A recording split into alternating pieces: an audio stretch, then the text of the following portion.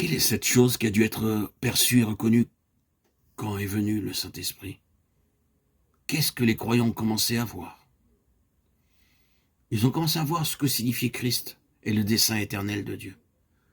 Le dessein de Dieu depuis l'éternité concernant son Fils, la place que son Fils occupe dans l'univers selon la pensée de Dieu, la fantastique implication de l'être et de l'existence de Christ, les immenses perspectives liées à Jésus-Christ. Ils n'ont pas vu de suite, mais ils ont commencé à voir le Seigneur Jésus. Ils ont commencé à voir qu'il n'était pas un homme parmi d'autres hommes, pas seulement l'homme de Galilée, non. Il est infiniment plus grand que tout cela. Cette immense signification de Jésus-Christ est trop grande pour être portée, tellement grande que vous ne pouvez pas toute la saisir. Cette vision est irrésistible et dévastatrice. Ils ont commencé à voir cela. C'était cela leur vision. C'est de cette vision que tout le reste découle. Regardons-les et écoutons-les, voyons quel nouveau et grand Christ ils ont découvert dans tout ce qu'il signifiait. Tout est lié à sa personne, tout est centré sur lui. Il est la seule chose qui compte. Les prophètes avaient indistinctement vu ces choses. Vous aurez pu entendre un de ces prophètes dire « On l'appellera admirable, conseiller, Dieu tout-puissant, Père éternel, prince de la paix ». Ésaïe 9,6. Ce prophète avait commencé à voir quelque chose. Et il y a d'autres passages semblables à celui-ci. Ce n'était qu'un commencement. Mais ce qu'il disait, c'est qu'il venait pour être pleinement vu. Nous regardons vers lui. C'est ce qu'ils ont dit. Considérons le jour où il sera pleinement reconnu. Et nous sommes en ce jour le jour du plein accomplissement de la vision des prophètes. Ce ne sont pas seulement de simples paroles, ni des grandes pensées. Cela doit être vrai de nous, même si ce n'est simplement encore que le début de cette connaissance de Jésus-Christ dans nos cœurs. C'est notre vision, elle nous a saisis par sa grandeur. Nous ne pourrons jamais progresser sans la vision. Nous arrêterons si nous n'avons pas la vision, ou si elle ne grandit pas. Si quelque chose fait pâlir la plénitude de notre vision, nous commencerons à tourner en rond, sans savoir où nous en sommes. La vision nous conduira si elle est maintenue claire et dans sa plénitude.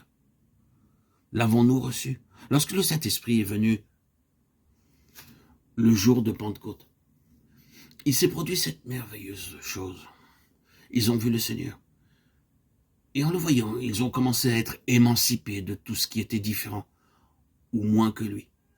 Ceux qui n'ont pas vu ont alors commencé à s'égarer, à ne plus compter dans le domaine spirituel à cause de tout ce qu'ils devaient remettre en question. Ils sont devenus les ennemis de ceux qui avaient vu. L'épisode relaté dans Jean 9 s'est accompli dans son sens spirituel. Le Seigneur avait ouvert les yeux de l'aveugle-né. Qu'est-il donc arrivé? Les autres l'ont rejeté. Ceux qui ont vu ce jour de la venue de l'Esprit Saint ont été excommuniés par ceux qui ont eu des préjugés. Ils ont été rejetés. Il y a toujours un prix à payer attaché à la vision. Mais ce n'est pas maintenant notre sujet. Ce que le Seigneur nous a dit en premier lieu, c'est qu'il désire avoir et doit avoir dans cette dispensation un peuple avec les yeux ouverts, un peuple qui voit, qui possède cette faculté intrinsèque. Ce qui distingue les dispensations, c'est justement cela. La vision personnelle qui permet à chaque croyant de croître. Et le Seigneur obtiendra de toute manière de ce qu'il a choisi. De toute manière, il obtiendra cette vision.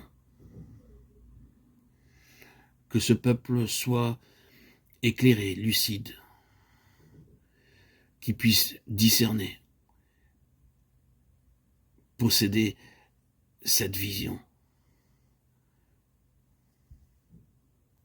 cette relation entre lui, Seigneur, Jésus, Christ et Dieu, et son peuple.